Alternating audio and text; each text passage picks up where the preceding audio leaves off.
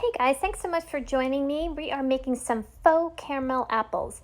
I just put in a little bit of milk chocolate paint and some antique white. Now I'm adding Mod Podge. You gotta make sure it is the glossy Mod Podge because it makes the caramel shine. So really just adding the Mod Podge is so it will give a shiny look to your paint, and you want it to be the color of a caramel. So just keep working your, putting your colors together until you get the color that you want. Pull off the stem, and I'm actually using a silicone utensil. It has like these little brushes on the end. It's what you would use to baste like meat, maybe steak, or put sauce on steak, or chicken or whatever. But the silicone little brushes on that were so soft that they didn't leave any brush marks on the caramel apple. So if you have one of those in your kitchen, I would recommend trying that because I really did get great results with it.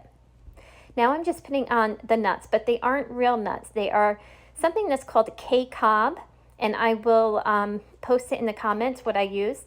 It, of course, is not edible, but it gives the perfect look of nuts.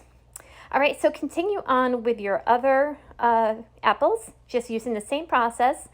And, if you want to go all the way up the apple, you can. I just went up, I did leave a little bit of color at the top, and I kind of like that just so you could see what color the apple was underneath. But certainly if you wanted to go cover the entire apple, you certainly could. So I'm going to use the sprinkles next on this one. Now these are real sprinkles, but of course I'm not going to take the leftovers and put them back into my kitchen. I'll just throw away whatever I don't use. And it does make quite a bit of mess when you do this, but it gives a really cute look. So right now I am chalking all my popsicle sticks. I did buy the wider popsicle sticks because I like the look of them, and I also knew that I wanted to chalk on them. So I'm taking the bark paste and I'm using my boho borders just to put a little bit of an accent on each one. And then you guys are going to see that I'm making a sign to go with this, and I think the whole thing came out adorable. Go ahead and try and make these, guys. It's so easy and so much fun. All right, I hope you enjoy the rest of the video.